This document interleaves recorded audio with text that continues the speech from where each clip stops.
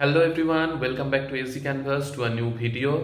তো আজ বেশ কিছু ইনফরমেশন নিয়ে চলে এসেছি নতুন একটা ভিডিওতে। তো আমি শুভজিৎ ঘোষ, বিপিএসসি টিআরই 2.0-তে as a physics teacher select হয়েছি। তো আগের ভিডিওর অনেকগুলো কমেন্ট এসেছে, তো সেগুলোর রিপ্লাই তো অবশ্যই দেব। তার আগে সব থেকে বড় যেটা কথা সেটা হচ্ছে আগে বলা দরকার, সেটা হচ্ছে এস্টেটের ফর্ম ফিল আপের ডেট আবার নতুন করে বেরিয়েছে, যেটা 1 মার্চ পর্যন্ত আবার ফিল আপ করার ডেট এক্সটেন্ড করা হয়েছে। মানে বন্ধ হয়ে গিয়েছিল, তারপরে ডামি অ্যাডমিট কার্ড এসেছিল, চারবার ডামি অ্যাডমিট কার্ড এসেছিল কারেকশনের জন্য। তো আবার নতুন করে 1 মার্চ পর্যন্ত এস্টেটের ফর্ম ফিল আপের ডেট অ্যানাউন্স করা হয়েছে অফিসিয়াল নোটিশ ওয়াইজ। তো যারা যারা এস্টেটের ফর্ম ফিল আপ করতে কোনো রকমভাবে কোনো কারণে ইনফরমেশনের অভাবে মানে পারোনি, তাদের জন্য এটা সুবর্ণ সুযোগ। তো তারা খুব তাড়াতাড়ি ফর্ম ফিল আপ করে নাও। আর ফর্ম ফিল আপে একটা কথা বারবার বলছি, কোনো ভুল ভ্রান্তি করো না। আজকেও একজন আমাকে ফোন করেছিল, তো সে আমাকে বলল যে দাদা, আমি ডিস্ট্রিক্টের জায়গায় কাটিহার ডিস্ট্রিক্ট লিখে দিয়েছি। তো ব্যাপার হচ্ছে, যারা অন্য স্টেট থেকে আসবে, আদার স্টেট বলে অপশন সেখানে থাকবে, সেটা ভালোভাবে কিন্তু মানে মেনশন করবে।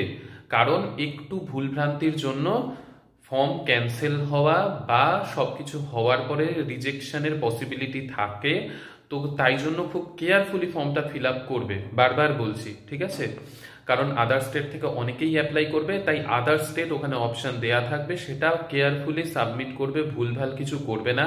আর অনেকেই বারবার করে আমাকে বলেছে দাদা কোনো নামের স্পেলিং এ ভুল হয়েছে, সিটির জায়গায় সি এর জায়গায় এস, এরকম অনেক কিছু ভুল ভ্রান্তির কথা অনেকে বলেছে। তো সেটা করা কিন্তু কাম্য নয়। সে মানে সেই জন্য যদি ফর্ম রিজেক্ট হয় বা কিছু, সেটা তোমার দায়িত্ব। কারণ তুমি একটা ফর্ম ফিল আপ করছো, সেখানে তোমার এই মিস্টেকগুলো হওয়াটা একেবারেই কাম্য নয়। তো খুব কেয়ারফুলি ফর্ম ফিল আপ করবে। আর যারা এই রিলেটেড কমেন্ট করেছো তাদেরকে বলছি, নেক্সট ফর্ম ফিল আপের সময় খুব কেয়ারফুলি থাকবে আর কেয়ারফুলি ফর্ম ফিল আপ করবে। এই সব ভুলভ্রান্তি হওয়াটা উচিত নয়, ঠিক আছে? ভুলভ্রান্তি হলে, ফর্ম রিজেক্ট হলে তুমি কাউকে দোষ দিতে পারবে না, তাই খুব কেয়ারফুলি ফর্ম ফিল আপ করবে, বারবার বলছি। আচ্ছা, নেক্সট হচ্ছে এস্টেটের, তো দেখতেই পেলে ফর্ম ফিল আপের ডেট এক্সটেন্ড হয়েছে। তো সেগুলোর আবার যারা নতুন করে অ্যাপ্লাই করবে তারা বলছে আমরা আগেরটাতে 9-10 করেছি, তাহলে কি নতুন করে এখন যেহেতু বাড়িয়ে দিয়েছে তো 11-12টা কি করে দেবো? অবশ্যই করে দাও। 9-10, 11-12 দুটোই যদি তোমরা অ্যাপ্লাই করতে চাও করে দাও, 11-12 বাকি থেকে থাকলে বা কারো 9-10 বাকি থেকে থাকলে, ঠিক আছে? তো সেটা করে দিলে তাহলে। আর সিলেবাস ওয়াইজ অবশ্যই পড়তে থাকো। সাবজেক্ট এস্টেটের জন্য আমি বারবার বলছি, সাবজেক্ট খুব ভালো মতো থাকলে এস্টেট কোয়ালিফাই করা এমন কোনো ব্যাপার নয়।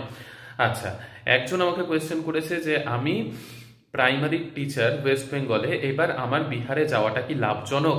দেখো, একটা কথা আমি বলি, ওয়েস্ট বেঙ্গলে তোমার যদি বাড়ির কাছে চাকরি হয়, প্রাইমারিতেই হোক না কেন, তো সেটা যদি তোমার বাড়ির কাছে হয়, তাহলে কি তুমি বাড়ির থেকে দূরে যদি তোমার আসার ইচ্ছে থাকে, তাহলে তুমি অবশ্যই ফর্ম ফিল আপ করো। তোমার লাভজনক বলতে কি, লাভটা তোমার নিজের কাছে। মানে তোমার তোমার বাড়ির থেকে যদি জব করার থেকে বাইরে এসে জব করাটা তোমার কাছে ভালো মনে হয়, তাহলে অবশ্যই ফর্ম ফিল আপ করো।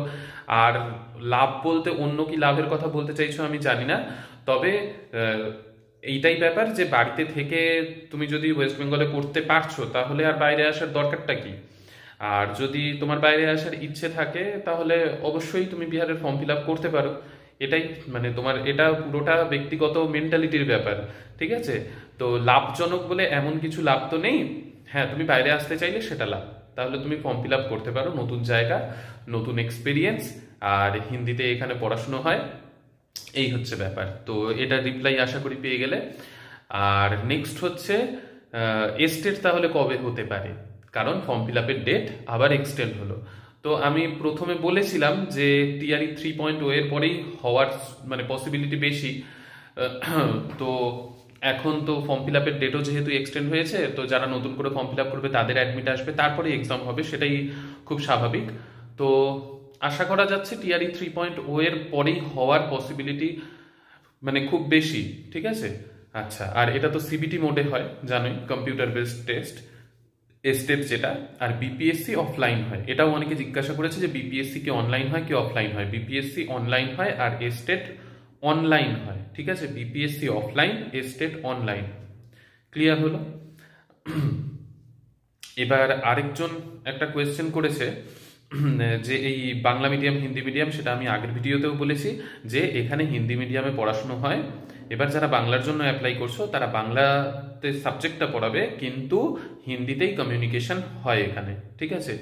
আচ্ছা, আর হচ্ছে আরেকজন জিজ্ঞাসা করেছে যে তো দাদা আমার বাড়িও উত্তর দিনাজপুরে, তোমার বাড়ি উত্তর দিনাজপুরের কোথায়? আচ্ছা, আমার বাড়ি উত্তর দিনাজপুরের কালিয়াগঞ্জে, ঠিক আছে। তো আশা করি সব ব্যাপারগুলো তোমাদেরকে ক্লিয়ার করতে পারলাম। হ্যাঁ, আরও একটা, হ্যাঁ, খুব ভালো প্রশ্ন যেটা আমি ভুলে যাচ্ছিলাম, মনে পড়লো, সেটা হচ্ছে 50%-এর ব্যাপার। একজন বলেছে আমার কেমিস্ট্রিতে 50% আছে, আমি কি অ্যাপ্লাই করতে পারবো? কেমিস্ট্রি অনার্সে আছে। হ্যাঁ, অবশ্যই পারবে। তোমার কেমিস্ট্রি অনার্সে 50% আছে, তুমি কেমিস্ট্রিতে অ্যাপ্লাই করো, কোনো অসুবিধা নেই, ঠিক আছে। কারণ অনেকে আমাকে আগের দিন বলেছিল যে মাদ্রাসায় ফর্ম ক্যান্সেল হয়ে গেছে। তো না, এখানে ফর্ম ক্যান্সেল হবে না। তোমার যদি অনার্সে 50% মার্কস থাকে তুমি অ্যাপ্লিকেবল হবে, ঠিক আছে, ওই সাবজেক্টের জন্য। আশা করি ক্লিয়ার করতে পারলাম। তো ভিডিওটা যদি তোমাদের কাছে হেল্পফুল লেগে থাকে তাহলে অবশ্যই কিন্তু একটা লাইক করে দেবে, শেয়ার বন্ধু বান্ধবদের সাথে করতে পারো, সেটা একান্তই তোমার ব্যক্তিগত ব্যাপার। আর সাবস্ক্রাইব করে দিও। তো নেক্সট ভিডিওতে নেক্সট ইনফরমেশন নিয়ে তোমাদের কমেন্ট ওয়াইজ আসবো। তো সবাই খুব ভালো থেকো, ভালোভাবে প্রিপারেশন নাও। নেক্সট ভিডিওতে দেখা হচ্ছে। বাই।